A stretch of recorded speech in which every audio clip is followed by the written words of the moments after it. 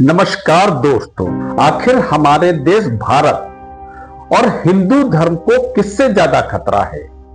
Islamic जिहाद से, Canada में बैठे खालिस्तानी आतंकवादियों से, या हमारे ही देश में पले बड़े हिंदू विरोधी मानसिकता वाले लोगों से, जो पल पल में खुद हिंदुओं का लगातार विरोध करते हैं, हिंदुओं को नीचा गिराने की लगातार साजिश रचते हैं। आज हम इसी पर चर्चा करेंगे। आखिर कौन ज्यादा खतरनाक है, इस्लामिक जिहाद या खालिस्तानी आतंकवादी, या हिंदू विरोधी वो लोग जो खुद हिंदू होकर हिंदू धर्म को खत्म करने की साजिश रचते हैं, हिंदू धर्म को खत्म करने के सपने देखते हैं। आज हम ऐसे ही लोगों की पोल पट्टी खोलेंगे अपने वीडियो में, तो बने रहिए वीडियो के साथ। तो शुरू करते हैं अपनी वीडियो।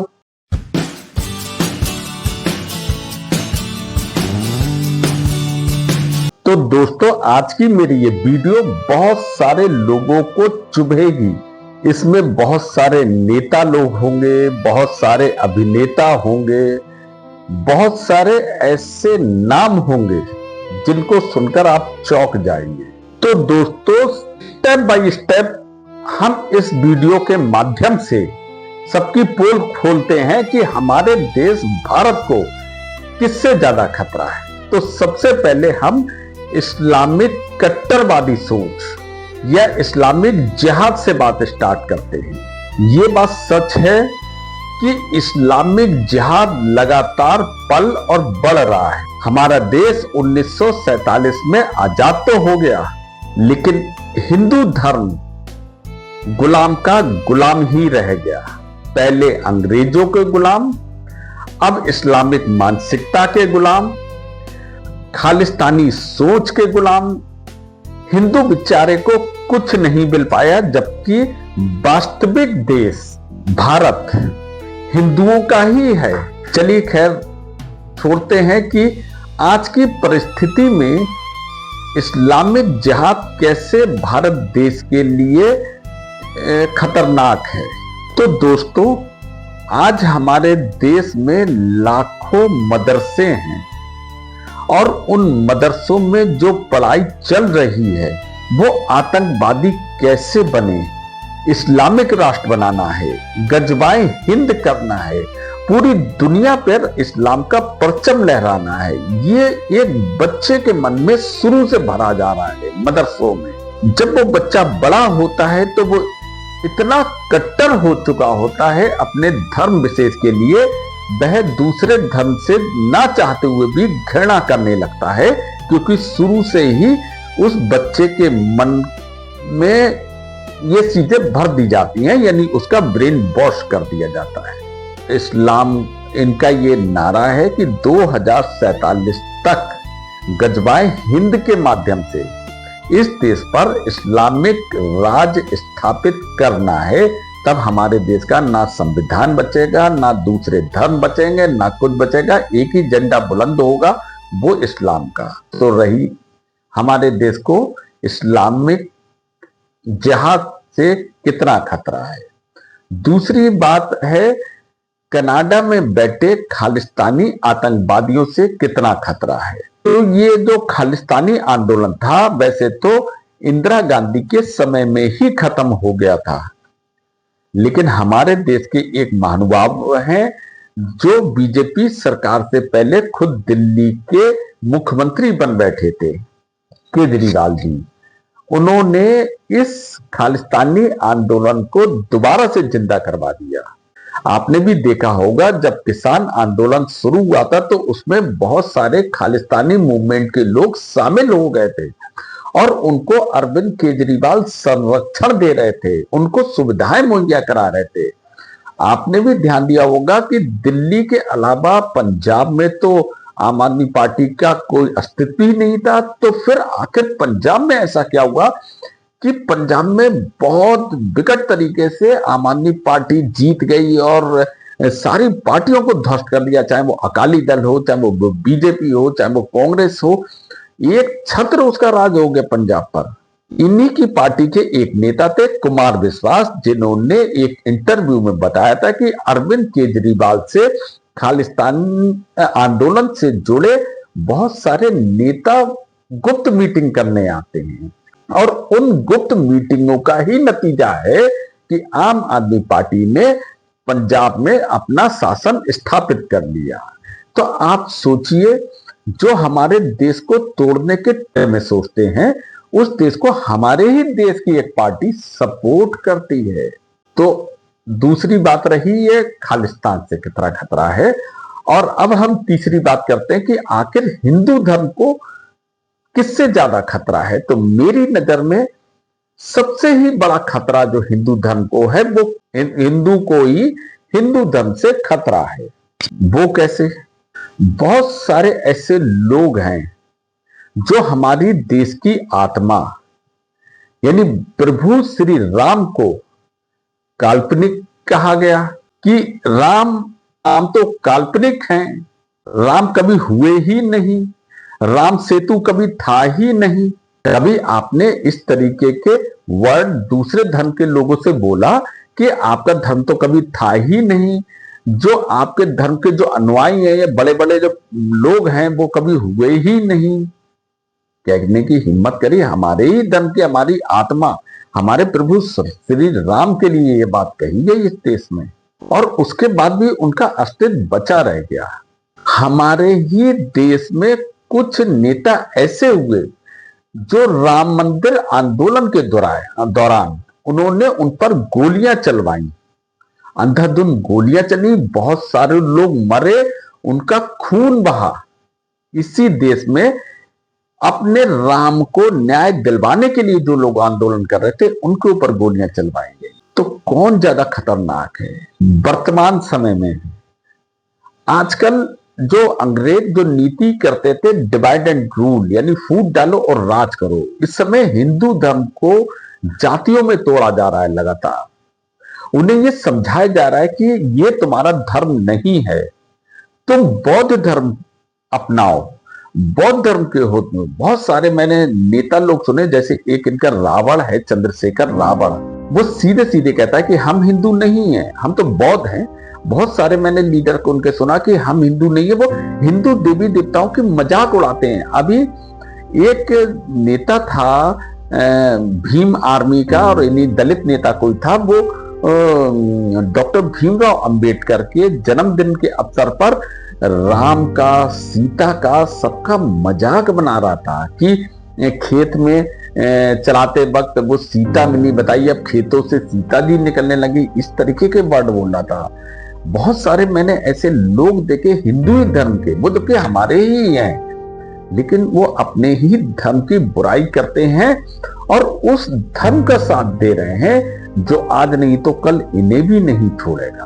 बात करते हैं चंद्रशेखर रावण को, जो इस समय लगातार हिंदू धर्म को तोड़ने का प्रयास कर रहे हैं। अगर वो मानते हैं, लोग कहते हैं कि साहब वो दलितों के मसीहा हैं, तो आप एक बात समझ लेना, जहां पर एक मुसलमान एक दलित को मारता है वहां पर ये नहीं पहुंचते हैं, वहां पर ये कुछ नहीं कहते हैं।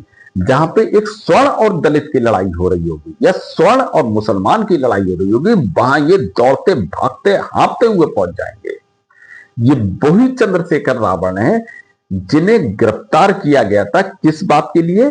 कि ये भारत सरकार की जो फोर्स होती है उसके पैरेलल इन्होंने एक भीम आर्मी तैयार कर ली थी, यानी हमारे देश की पुलिस से लड़ने की तैयारी कर ली थी। इन्होंने आर्मी को तैयार कर रहे थे, इस बात पे ये गिरफ्तार हुए थे। आज ये नेता बन बैठे हैं और ये कह रहे हैं कि नहीं हम हिंदू नहीं है। ठीक है, आप हिंदू नहीं है, आप आरक्षण छोड़ दीजिए, फिर बौद्ध धर्म अपना लीजिए।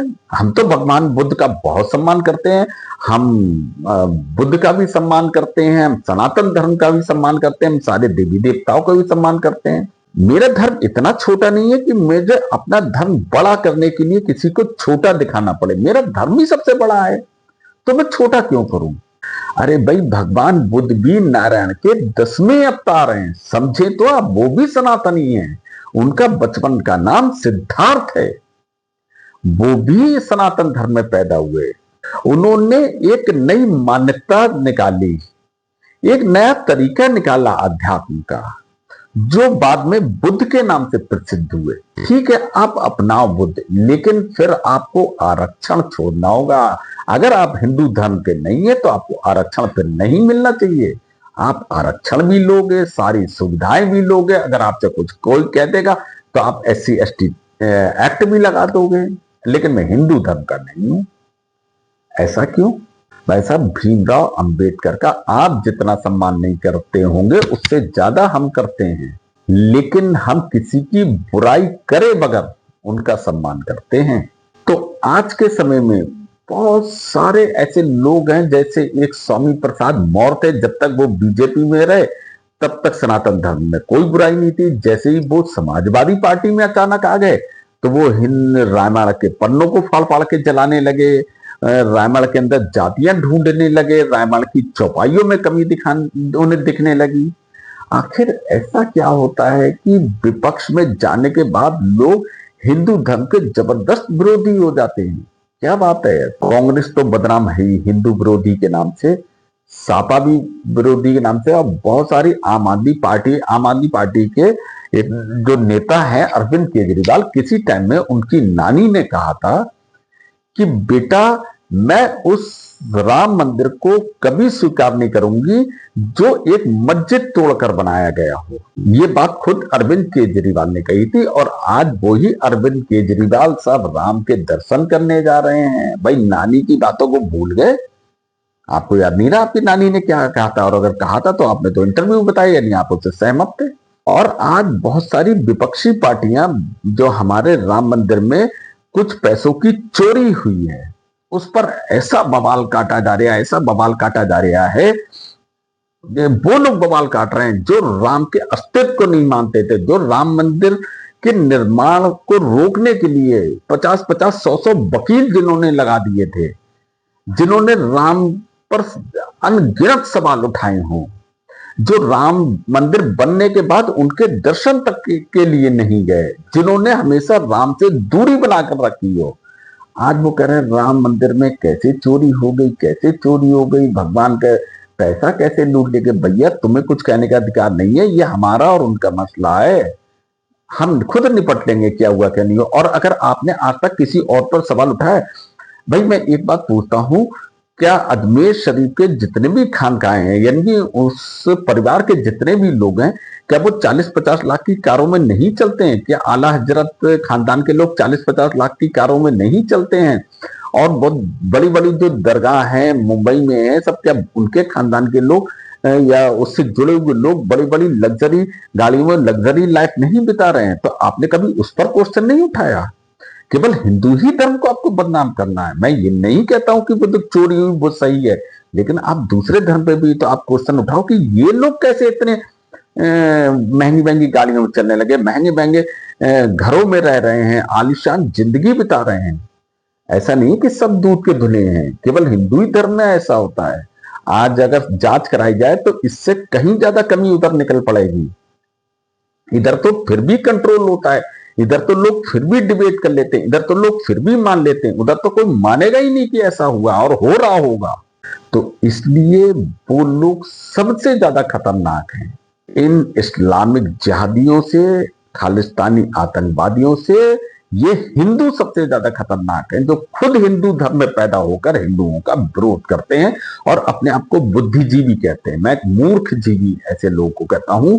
इनकी पढ़ाई लिखाई पे लानत है, इनके दिमाग का विकास ही नहीं हुआ है, केवल इन्होंने रट लिया, बस इतना दिमाग है, रट लिया, थोड़ा सा बोल लेते हैं, लेकिन इनका दिमाग में गोबर भरा हुआ है।